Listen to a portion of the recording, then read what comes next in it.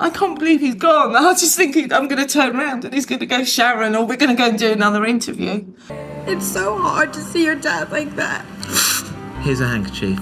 Thank you. Can I leave it? You see, I was prepared. Sharon Osbourne thought she'd heard her husband's voice for the last time.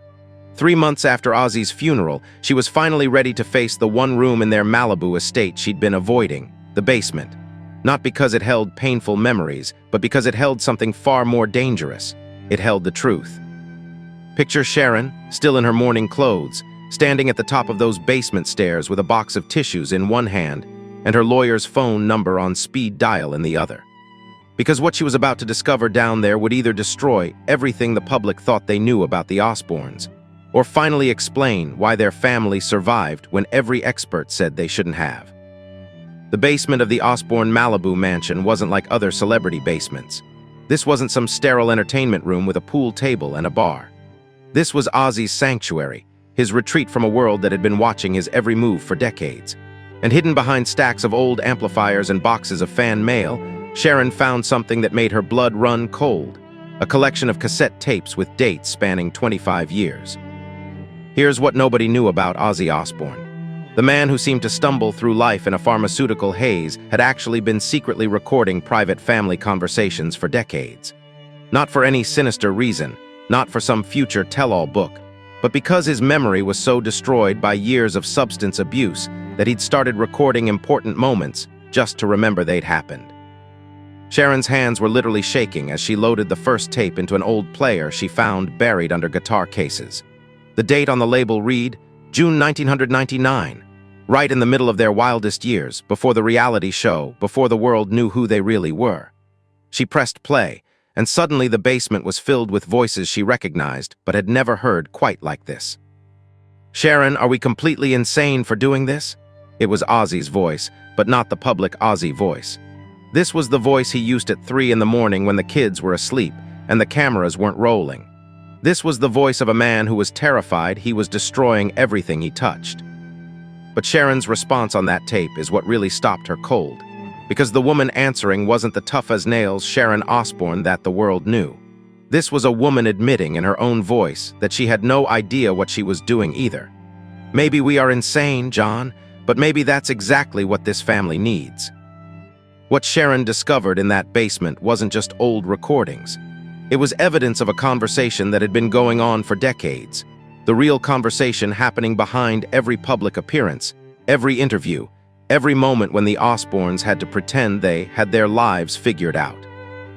These tapes captured everything. Ozzy confessing to Sharon that he sometimes felt like a fraud, that he worried his fans would abandon him if they knew how ordinary he felt most of the time.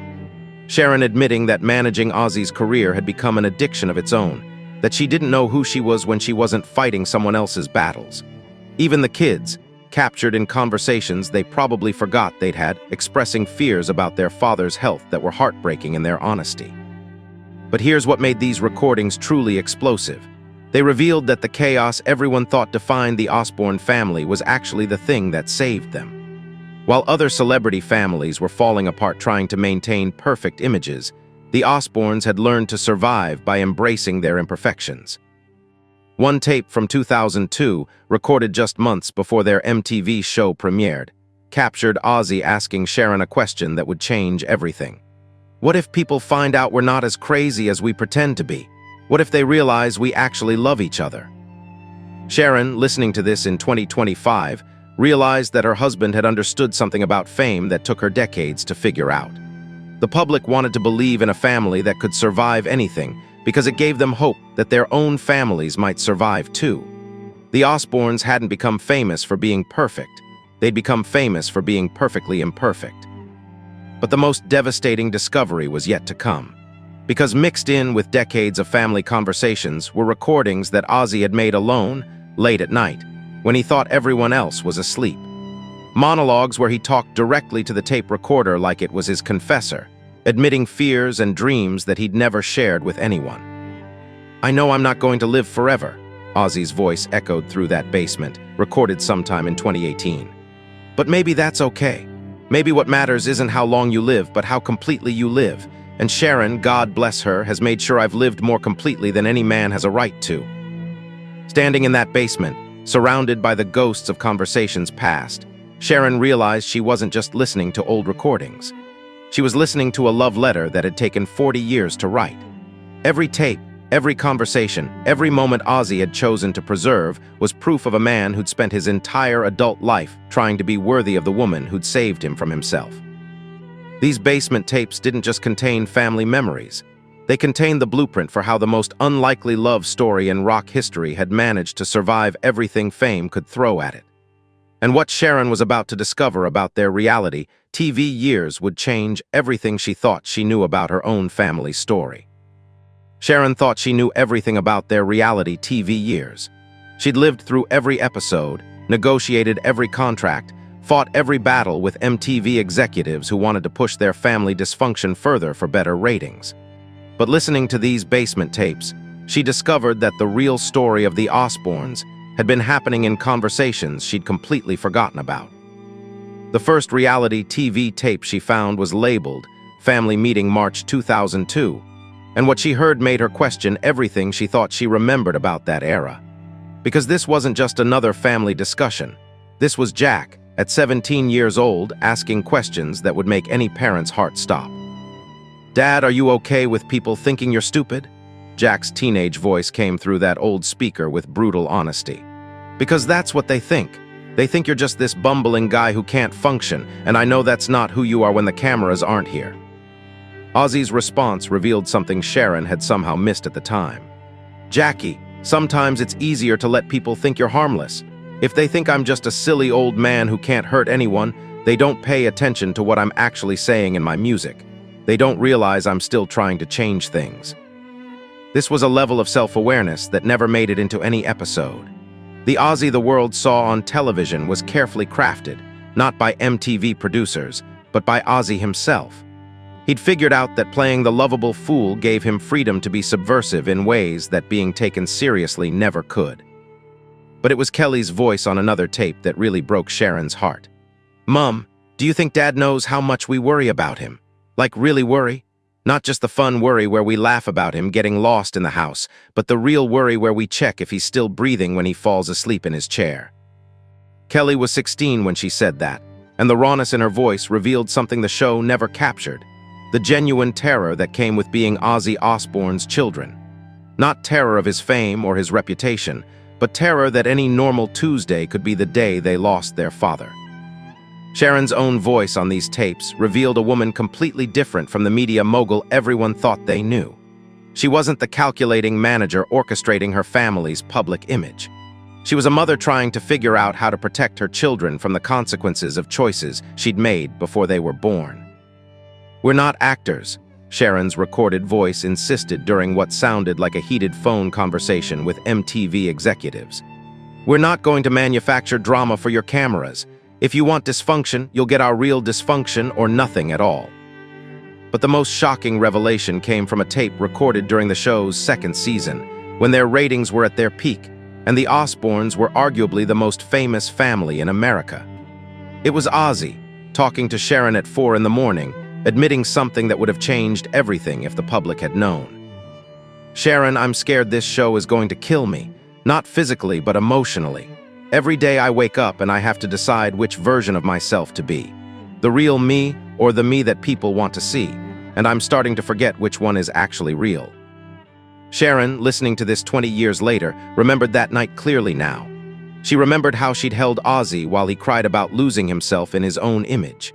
She remembered promising him they'd get through it together, that the show was temporary but their family was forever. What she'd forgotten was how close they'd come to ending the show entirely. Another tape revealed a family meeting where they'd actually voted on whether to continue. The vote was 3-2, Sharon, Jack, and Kelly wanting to quit, Ozzy and Amy wanting to push through. Ozzy's reasoning was heartbreaking in its simplicity. "If we quit now, people will think we're quitters. I don't want my kids to be known as quitters." But Amy's voice on that tape revealed why she'd been so opposed to the show from the beginning. "You're all becoming characters of yourselves, and I don't want to become a character. I want to stay real." These tapes proved that Amy hadn't just opted out of reality TV. She'd saved herself from something that was slowly consuming the rest of her family. While Jack and Kelly were learning to perform their own lives for cameras, Amy was maintaining the kind of authentic existence that the rest of them were gradually losing. The most devastating tape came from 2004, near the end of their MTV run. It was just Sharon and Ozzy, late at night, having the kind of conversation that married couples have when they're trying to figure out if they're destroying everything they've built. "Do you think our kids will forgive us for this?" Sharon asked, "for turning their childhood into entertainment?" Ozzy's answer revealed something about his relationship with fame that even Sharon hadn't fully understood. "Sharon, our kids were never going to have normal childhoods anyway. At least this way, they get to control their own narrative. At least this way, when people make assumptions about what it's like to be our children, they'll be making assumptions based on truth instead of tabloid lies." But it was what came next on that tape that really stunned Sharon. Because Ozzy had made a prediction about their reality TV legacy that was so accurate, it felt like prophecy. 20 years from now, Ozzy's voice predicted, people won't remember the specific episodes or the storylines. What they'll remember is that we showed them a family that was completely insane and completely loving at the same time. And maybe that'll give some other family permission to be both of those things too. Listening to this in 2025, Sharon realized that Ozzy had understood the real impact of their show long before she did. They hadn't just entertained people, given millions of families permission to be imperfect, to be loud, to love each other even when they drove each other completely crazy. These reality TV tapes revealed that the Osbournes had been playing chess, while everyone else thought they were just creating chaos. Every seemingly spontaneous moment had been filtered through conversations about how much of their real lives they were willing to sacrifice for public consumption. Every decision about what to include or exclude from episodes had been a negotiation between authenticity and self-preservation. But the most explosive revelations were still to come, because buried deeper in that collection were tapes that captured the family during their absolute darkest moments, conversations that would prove the reality show. If Sharon thought the reality TV tapes were difficult to listen to, nothing could have prepared her for what she found labeled private, do not listen. These weren't family conversations or professional discussions. These were the recordings Ozzy made during his darkest hours, when he thought no one else would ever hear them. And what Sharon discovered in those late-night confessions would haunt her forever. The first tape was from 2016, recorded during one of Ozzy's worst relapses. Sharon had found him passed out in their Malibu pool house, surrounded by empty bottles and pills, and for 24 hours she genuinely thought she'd lost him. What she didn't know was that before he'd collapsed, Ozzy had made a recording that captured the mind of a man at war with himself. "I don't know why I keep doing this," Ozzy's voice slurred through the basement speakers, but the words were crystal clear. "Sharon deserves better. The kids deserve better. Hell, the bloody dog deserves better than what I put this family through. But I can't stop. It's like there's this voice in my head that tells me I don't deserve any of this happiness, so I might as well destroy it myself before someone else does." Sharon had to pause the tape. In all their years together, through every rehab, every intervention, every moment when she'd begged him to get clean, Ozzy had never articulated his addiction like this. He'd never admitted that his self-destruction was actually self-punishment, that every relapse was his way of trying to beat fate to the punch. But the next recording was even more devastating. It was from 2017, after Sharon's cancer diagnosis, and it captured Ozzy in a state of emotional breakdown that would have shattered anyone who heard it. "God, if you're listening," Ozzy's voice cracked with desperation, "take me instead. Take whatever's left of me and give it to her. She's fought for everyone else her entire life. Let someone fight for her now. Let me be useful for something other than making music and making mistakes." Sharon had known Ozzy was struggling during her cancer treatment, but she'd had no idea how deeply her illness had affected him. These tapes revealed a man who was willing to trade his own life for hers without hesitation. A man who saw his wife's cancer as cosmic punishment for his own sins. The recording continued with Ozzy making promises to himself that broke Sharon's heart. "If she gets through this, I'm done with everything that isn't her. No more tour, no more albums, no more anything that takes me away from the woman who saved my life every single day for 40 years. And here's what made that promise so powerful. Ozzy actually kept it. From 2017 onward, he turned down million-dollar touring opportunities, refused record deals, declined interviews, all because he'd decided that time with Sharon was more valuable than anything fame could offer him. But the most shocking confession came from a tape dated just 6 months before Ozzy's death. Sharon found it labeled, "For Sharon Listen After," and she knew immediately that Ozzy had recorded it specifically for her to find after he was gone. Sharon, if you're hearing this, it means I managed to die peacefully instead of dramatically, which honestly surprises me more than it probably surprises you. Even facing death, Ozzy couldn't resist making Sharon laugh. "I need you to know something that I was never brave enough to say while I was alive. You didn't save me, love. You created me." The tape continued with Ozzy explaining something that completely reframed their entire relationship. "When I met you, I was just an angry kid with a decent voice and a death wish. You saw something in me that I'd never seen in myself. You didn't just manage my career. You managed to convince me that I was worth saving. Every success, every moment of happiness, every reason I had to keep living came from believing in the version of myself that you showed me." But then Ozzy dropped a bombshell that left Sharon reeling. "I know you think you're going to be lost without me, but Sharon, I was never the strong one in this relationship. You were. I was just loud enough to make people think I was fearless. You were actually fearless. And now you get to show the world what you can do when you're not spending all your energy keeping me alive." These confessional tapes revealed that their Malibu estate hadn't been the sanctuary everyone imagined. Behind those mansion walls, Sharon and Ozzy had been having conversations about mortality, about regret, about the price of fame that would have destroyed most marriages.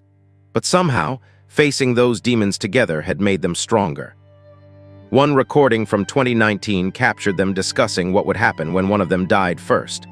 "Promise me," Sharon's voice pleaded, "that if something happens to me, you won't just give up. Promise me you'll find something to live for besides me." Ozzy's response was immediate.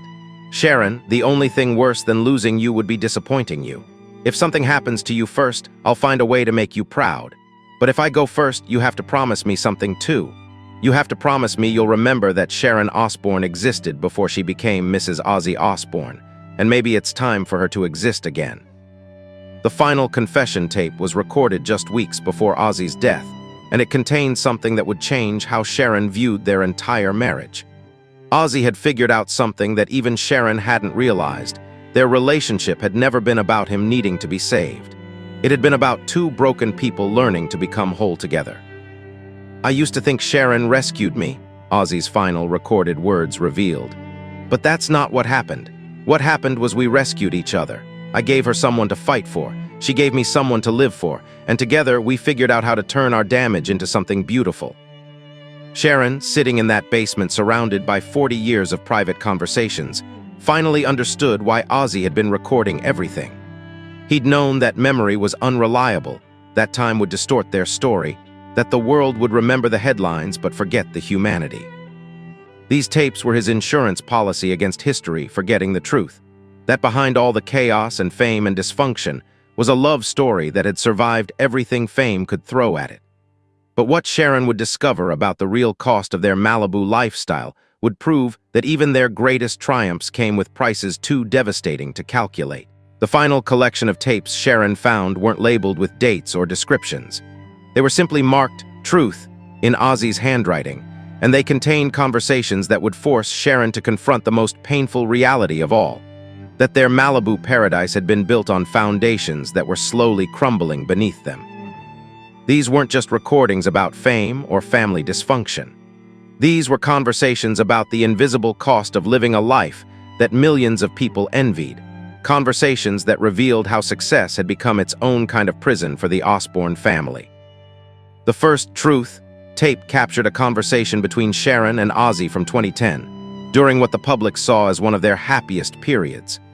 But what Sharon heard on that recording was two people admitting they'd lost themselves so completely in maintaining their public image that they barely recognized each other anymore.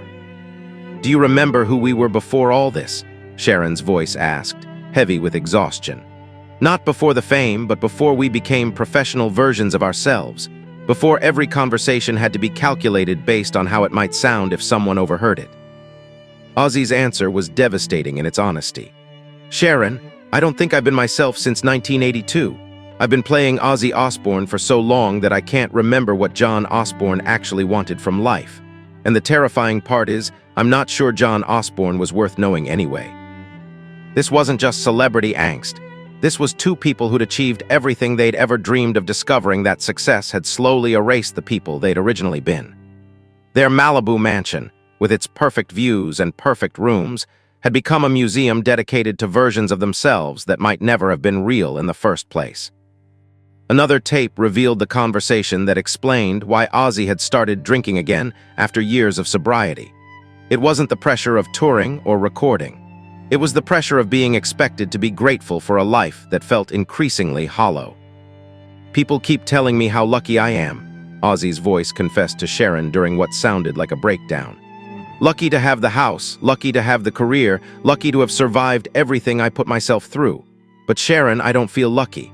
I feel like I'm serving a life sentence in someone else's dream."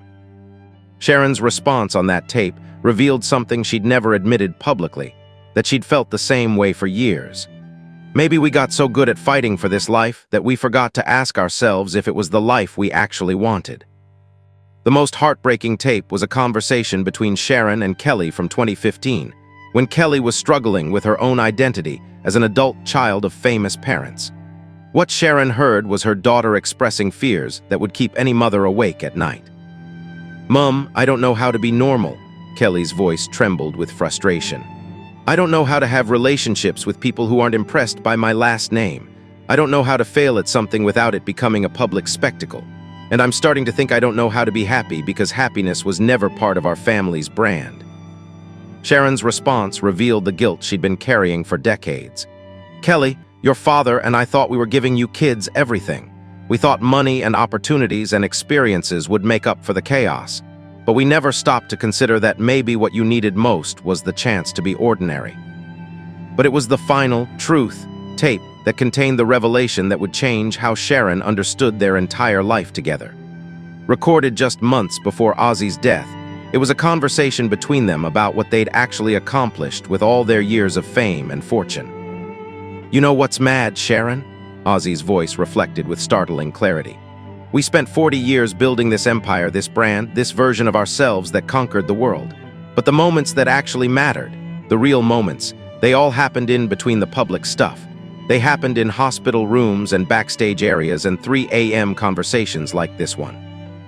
Sharon's response on that tape revealed something she was only beginning to understand. Maybe that was the point all along. Maybe all the public success was just what we had to do to earn the private moments. Maybe the real Osbourne legacy isn't the music or the TV show or any of that. Maybe it's just proof that broken people can learn to love each other completely. These final tapes forced Sharon to confront a truth that most celebrity families never acknowledge, that having everything the world says you should want doesn't automatically make you happy. Their Malibu estate, their financial security, their global recognition had given them opportunities that most people could never imagine. But they'd also isolated them from the simple human connections that actually sustain people through difficult times. "The house is beautiful," Sharon's voice admitted on one of the last recordings. "But it's also lonely. We've got more space than we know what to do with, but somehow less privacy than people living in studio apartments. We can afford anything we want, but we can't afford to be vulnerable with anyone outside this family." Ozzy's final recorded insight about their Malibu years revealed something profound about the nature of celebrity itself. "This house has seen everything, Sharon. It's seen us at our worst and our best. It's seen us fight and make up and break down and build ourselves back up again. But you know what it's never seen? It's never seen us pretend to be anything other than exactly who we are. And maybe that's the real luxury we bought with all this success. The luxury of being honestly, completely ourselves." Sitting in that basement, surrounded by decades of private conversations, Sharon finally understood what these tapes really represented. They weren't just family archives or personal mementos. They were proof that the Osbournes had managed to maintain something authentic in a world designed to destroy authenticity. They were evidence that love could survive anything, even the corrosive effects of having your entire life become public property. The basement tapes revealed that Sharon and Ozzy's greatest achievement wasn't their individual success. It was creating a space where vulnerability was strength, where dysfunction was honest, where being imperfect was the most perfect thing you could be. Now Sharon faces an impossible decision. These recordings contain conversations that were never meant for public consumption, admissions that could change how the world remembers her family. But they also contain the most honest portrait of a celebrity marriage that's ever existed.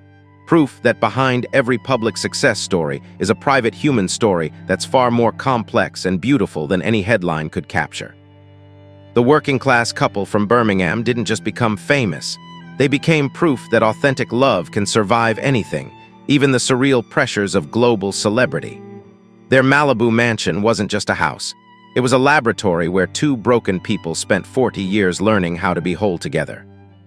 These basement tapes don't just tell the story of the Osbournes. They tell the story of what happens when ordinary people refuse to let extraordinary circumstances change who they fundamentally are. And maybe that's the most valuable thing Sharon discovered in that basement, that the real Osbourne legacy isn't about music or television or fame. It's about the radical act of staying human in a world that wants to turn you into a brand. These basement tapes prove that behind every celebrity family's perfect image lies a truth that's far more complex and human than anyone imagines. The real Osbourne story was never about the chaos everyone saw. It was about the love nobody heard until now. If this untold story of private conversations and hidden vulnerabilities shocked you, subscribe for more celebrity secrets that reveal the human cost of living in the spotlight. Zai had made a prediction about their reality TV legacy that was so accurate, it felt like prophecy. 20 years from now, Ozzy's voice predicted, people won't remember the specific episodes or the storylines. What they'll remember is that we showed them a family that was completely insane and completely loving at the same time. And maybe that'll give some other family permission to be both of those things too. Listening to this in 2025, Sharon realized that Ozzy had understood the real impact of their show long before she did. They hadn't just entertained people, given millions of families permission to be imperfect, to be loud, to love each other even when they drove each other completely crazy. These reality TV tapes revealed that the Osbournes had been playing chess, while everyone else thought